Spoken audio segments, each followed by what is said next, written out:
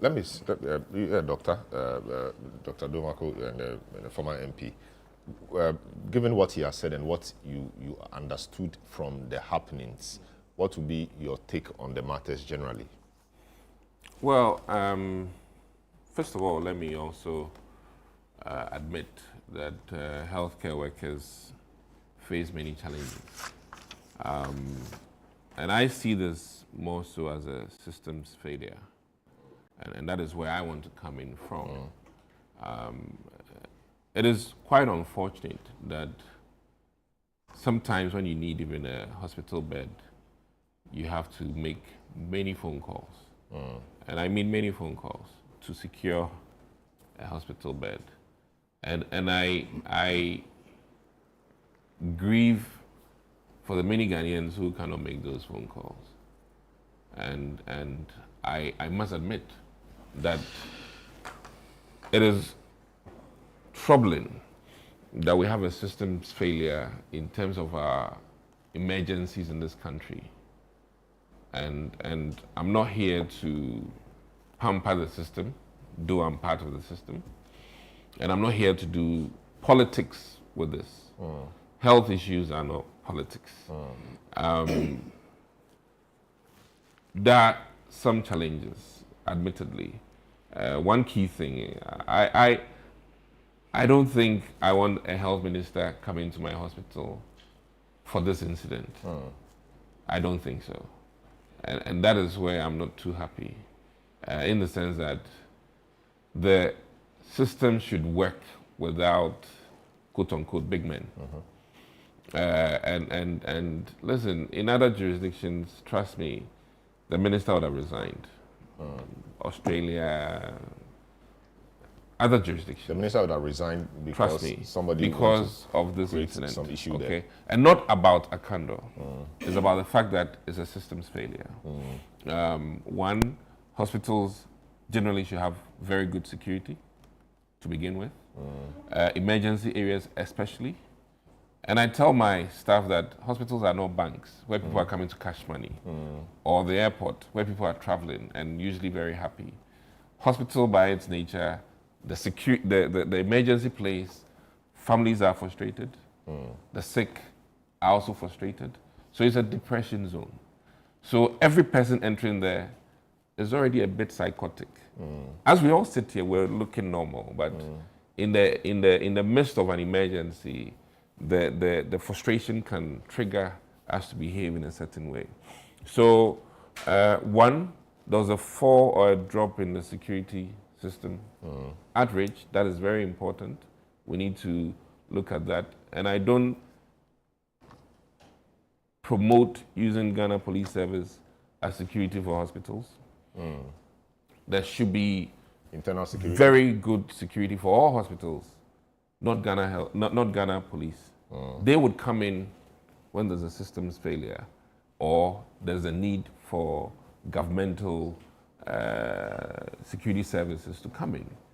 So that should be looked at. And I'm not talking for only Ridge. I'm talking as a whole country. You know, what are we doing in terms of our security at hospitals?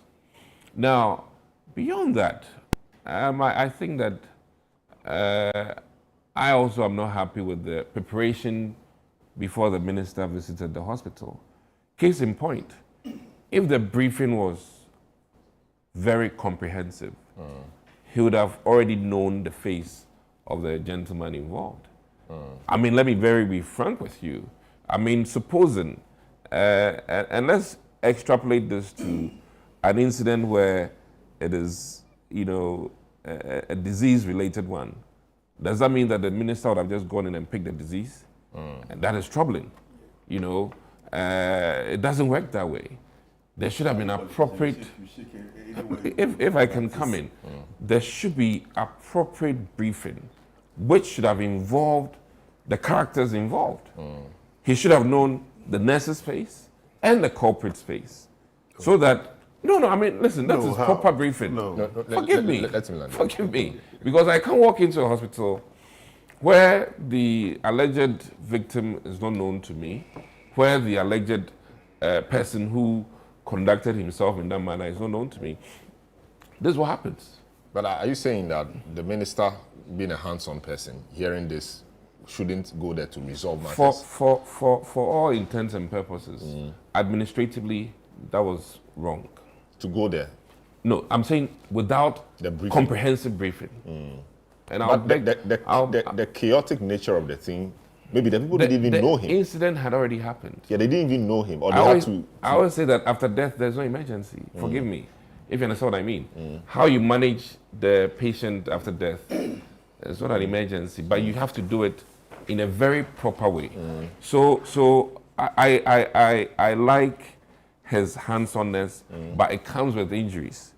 And let's admit that administratively, I mean, people can do all they can, but let me be very frank with you that I think that the necessary briefing that the minister should have had before walking to the hospital did not happen.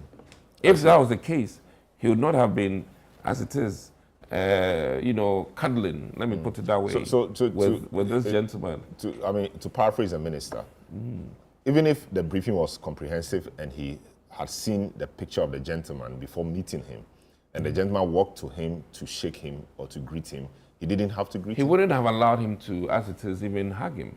I think it's even so wrong. I mean, well, he didn't hug him. He said he was whispering.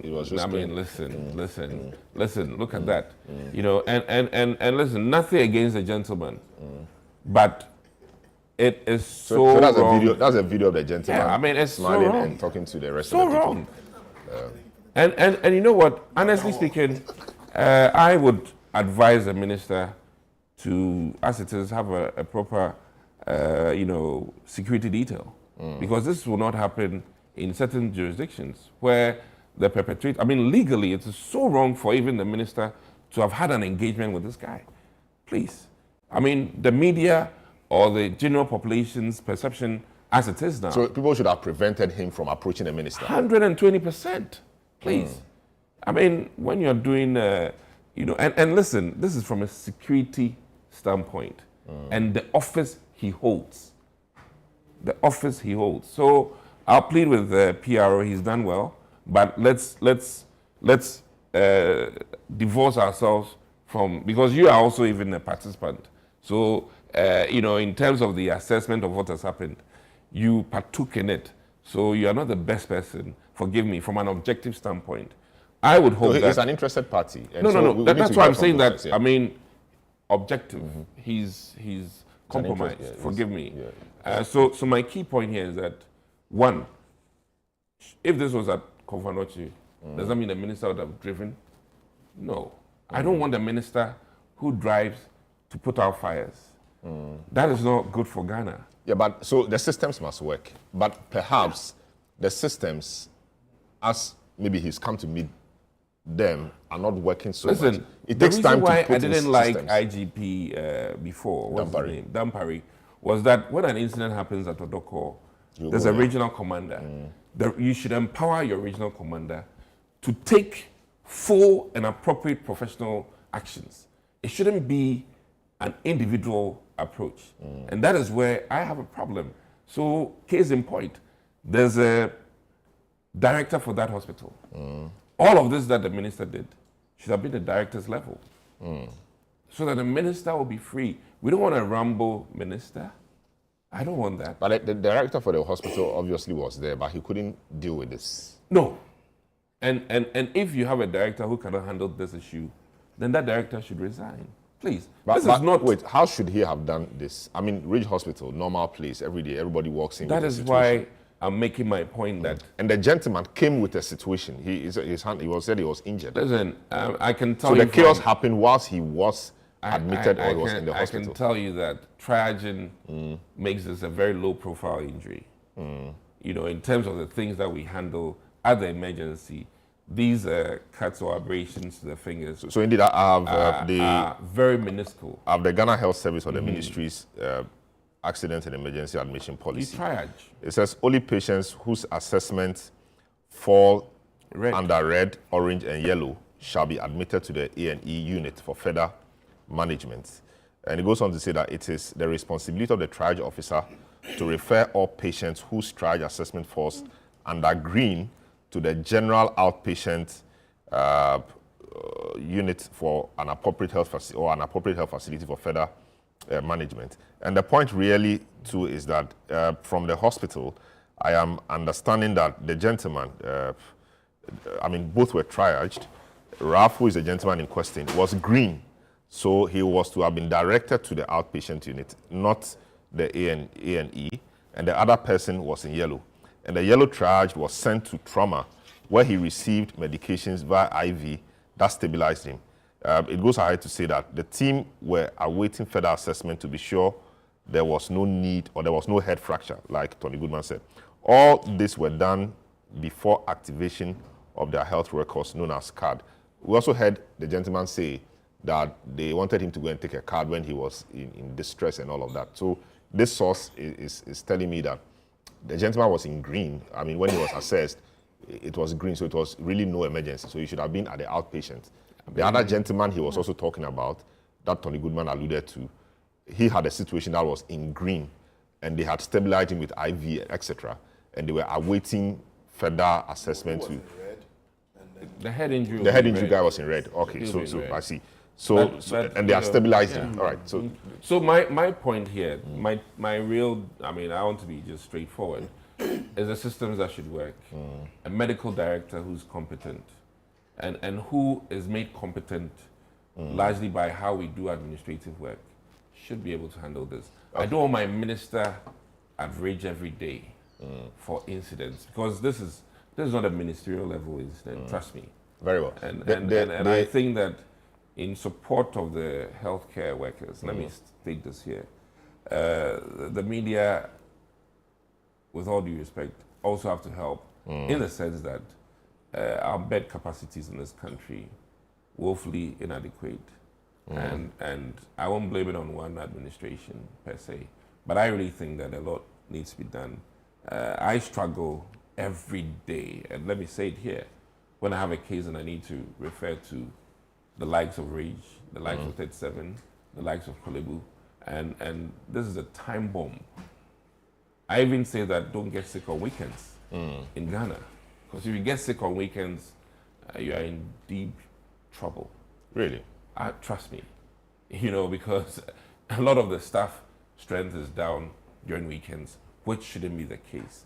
And I really think that Ghana needs to move to where doctors are positioned outside of these major hospitals. You have about 20 obstetricians at Kolebu, only 2 of them are doing the surgeries. Whilst we could station them, in other jurisdictions to reduce the pressure on the regional facilities. I mean, we really need to do an overhaul of our thinking. The human resource is there, but how we are doing it, okay? And there's so many unnecessary politics when it comes to deploying these people and giving them the appropriate quantum of remuneration to make moving out of Kolebu acceptable by some of these doctors. So you've done well, PRO, but I think that we should look at it from a systemic approach. We can't be putting out fires as a minister. Great. And by virtue of the closeness of Rage to the MOH, it doesn't mean that Rage Hospital is run by the ministry or the minister. I see.